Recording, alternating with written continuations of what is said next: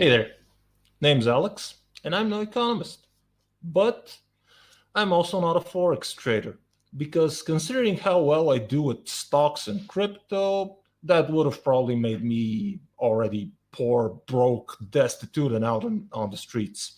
I actually know someone who dabbles in trading the US dollar to the euro exchange pair, and he tells me how much money he's losing there. But that's something he does for fun, basically. What's a few euros here and there lost?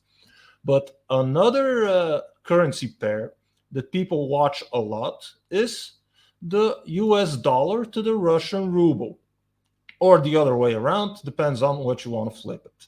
Shortly after the start of the war in 2020, the Russian ruble fell to something around 130 for one US dollar. And since then, the Russian government and the Russian central bank has been doing everything and anything they can, anything at any tool at their disposal they've been using to try and keep the exchange rate between the ruble and the US dollar and other global currencies under control. But for now, it seems as though they've exhausted all of the mechanisms that they had to do this. And what the Russian government and the Russian central bank could do to keep the exchange rate of the Russian ruble to the US dollar and other currencies, or in general, the cost of the Russian ruble to be able to keep it high, what they've been able to do is sell other assets and other currencies in exchange for rubles.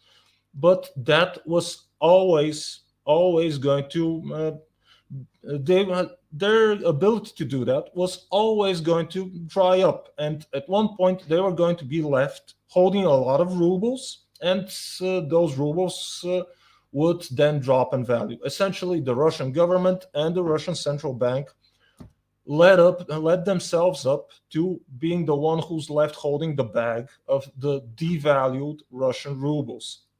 And what we're seeing right now is the Russian ruble is currently, as I'm making this recording, 99.81 rubles per one US dollar. And earlier today, it apparently already passed 100.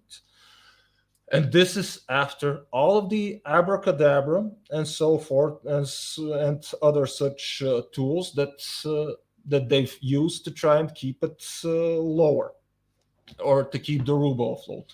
Anyway, I think their means to keep the course of the ruble stable have been exhausted, and we are going to see the Russian ruble trading for over 100 to 1 US dollar. And there's no escaping this.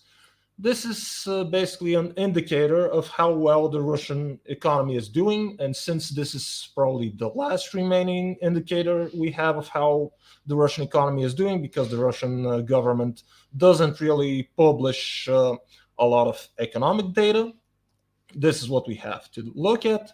And it seems that, what do you see when your currency gets devalued against the benchmark? Basically, the US dollar is the benchmark in global currency trading. Regardless of all the talk of de-dollarization, BRICS, and undoing the US dollar hegemony, that doesn't seem to be happening.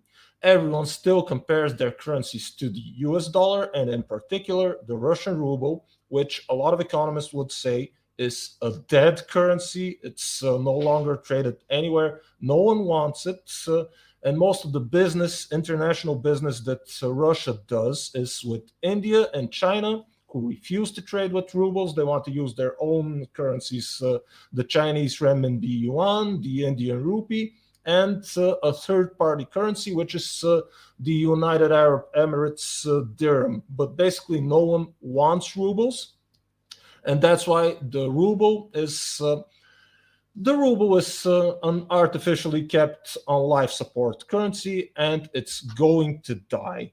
We see that all the mechanisms used up until now to keep it below 100 rubles to one US dollar have apparently failed, and we're going to see the ruble diminish in value relative to the US dollar. That doesn't mean anything immediately. That doesn't mean anything much worse than 99 rubles for $1, but it's an indicator of things to come. Anyway, I think that's all I had for this video. If you liked it, give it a thumbs up. Write me in the comments telling me how I need to convert everything into rubles right now because it's going to moon and I'm completely wrong about the future. And also, if you've liked this video and for more videos, subscribe to this channel. There will be more videos. And in the description, you'll find ways you can support this channel to grow. Anyway, that's all I had for this video. See you next time.